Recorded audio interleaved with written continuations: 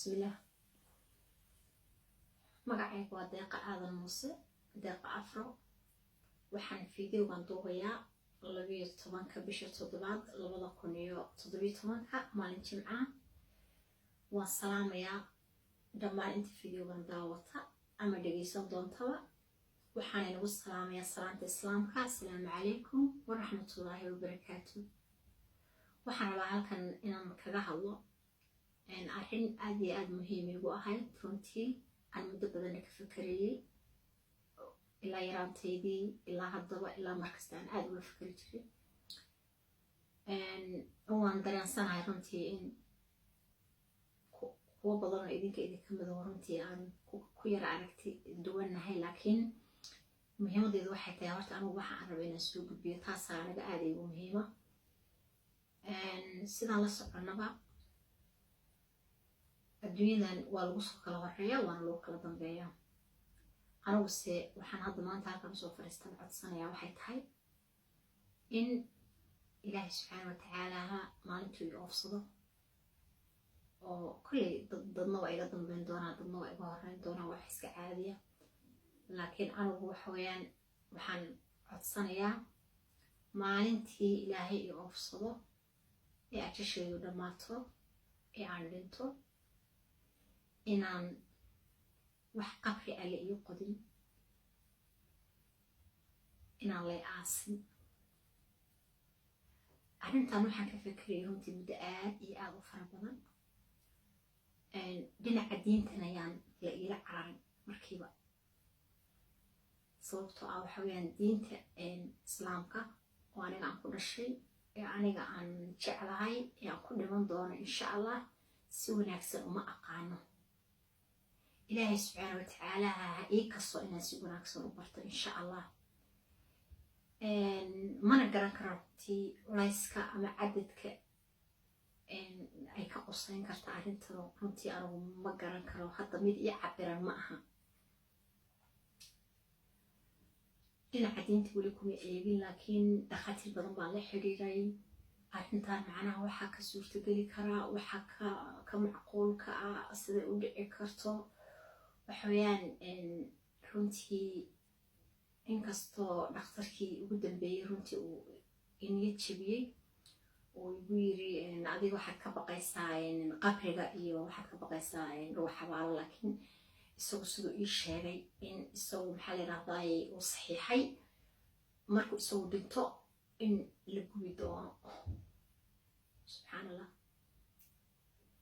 marka aniga ahaanteeda fikradeedu waxay tahay iyadoon waxa diin ah meesheeda loogu tegin oo la ixtiraamayo oo maxaa la yidhahdaay aan diinta meesheeda loogu tegin, haddana in fikrad ahaan iyo maxaa kula system ahaan bal waxa arrintan ka suurtageli kara in la eego. adduunka maxaa la yidhahdaay dhul la-aan kama jirto. adduunka dhul badan baa iska bannaan. dhul kasta wuxuu waddan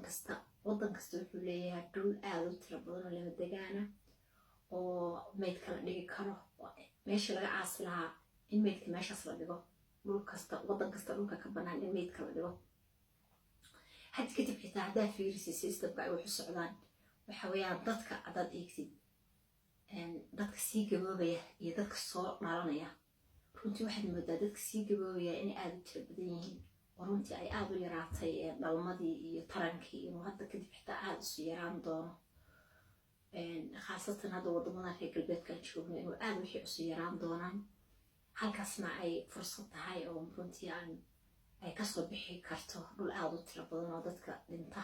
la dhigo ama lagu kiib karayo meesha laga aasi lahaa. qaar baa oran doonato culayska soo food saaray ay ka sheekeynaysaa waa maxay. runtii anigu alxamdulilah rabbilcaalamiin waan caafimaad qabaa, laakiin soomaalida waxay tiraahdaa wixii aan la huraynin horaa loo qabsadaa. marka aniga waxay iga tahay wixii in horey loo qabsado unbay iga tahay, waana waxaan la huraynin, waana wax aniga igu taagan inaan wixii aniga fikirkayga aan ka dhiibto, maadaama waxaan anigu rabo weeyaan. anigu waxaan kasoo horjeedaa oon halkaan usoo fadhiyaa ma rabo qof kasta oo iga geeri dambeeya arrintan qusaysaa anigu in lay aaso diyaar uma ahi qof kasta markuu intuu nool yahay ayuu magaranaysaa wax ka hadlaa wax codsadaa wax dhihi karaa inkastoo aanan rajo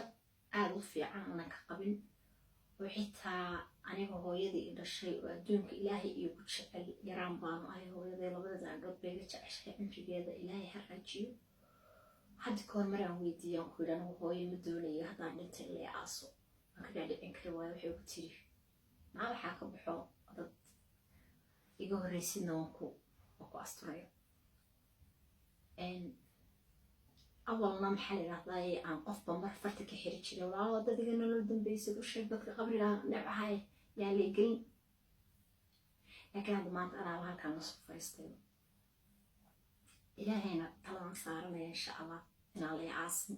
oo aan dhulkaas anigu hadda aan ku dul qorxoonahayo aan ku dhashay aan ku qurux badanahan joogo hoostiisa inaan lay gelin baan ilaahay ka barya dadka waxaan aad iyo aad uga yaabaa dadka xabaalaha soo kala yaacaan mar allaala marka qofku dhintaa waxaad arkaysaa waxsa usoo kala ordayo meelkii madan la aqoono ma jarafadiya balaayi horta waxay wax ku xabaalaan xagge u yaallaan waxaan dhihi lahaa naxariis darrada iska daaya qofku markuu dhinta xal kale hala keeno waxa weeyaan anigu hal gabar hadday imaydho is okay حتى dadka mayra intay soo kala cararaan bay maxay leedahay dadka isugu tagaano jiidaan dadka meydka ah anigu waxa soo dhan ma rabo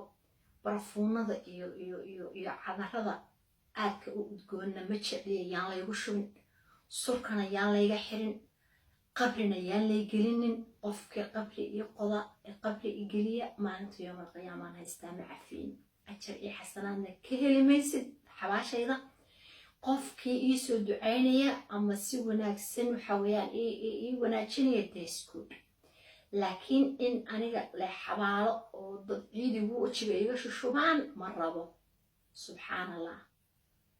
ilaahay baan ka magan gala ilaahayna waxaan dacwo kaga ahay dadkiisa iyo qabriyada anigu khaasatan waxaa ninka qofka wuxuu yidhi qof baa layidhi qof aniga yiri dad iska reeb anigu waxa weeyaan arrinteeda ka hadlaya waa taas ma rabo in lay aaso dhul qurux badan baan ku dhashay waxa weeyaan xitaa dhulka aadaan cabirto oo dhulkayga dib ugu noqdo meesha aniga aan ku dhashaan jeclaan lahaa in geed lay saaro anigu waxaan ku dhashay meel booq la yidhaahdo dhinaca Ethiopia ah hooyo ku dhalatay aabahay boodu ku dhashay dhulkaas aan sheegaya dhul aad u kala fog ma aha dhul maxaa la yidhahdaa hawd awee geedo badan leh roob baa ku da'a maalin kasta maasha allah waa cadar kulayl male dhulkaas geed halay saaro qofkii iga dambeeya ayay arrintan qusaysaa aniga ilaa xabaalo ma rabo ilaahay baan ka magan galay ajar iyo xasanaad ka heli maysid dadka xabaalo waxaan oran lahaa naxariistu ha idigu soo duxdo weligay allah xitaa dhurwacyo yar oo korkayga saaray xitaa gacanteyda uma quureyn aan ku dilo iska mid ah qof la xabaale wallaahi wixii dusheeda saaran cayayaan taan qof inaan dhaamaane inaa xitaa gacan ku taabta lagama yaabo naxariistu ha idigu soo degto dadka yaan la xabaale xalka laha la keeno maxaan ku dhahay arrimaha diintii waxa yaan la ila cararin yan markiiba la ila boodin arrinteedu saas weeye way caddahay waxa aan nabcaan ka hadlayaa waxa aan rabin baan sheegayaa أشري حسنات كيلي ميسان قف كبانتي الدوغة أو بحال هذا ويلا سوكر دوتشي عيلي يشرب لا ما كمان قال سرقنا يا مرة لا يبي حلوان نعمة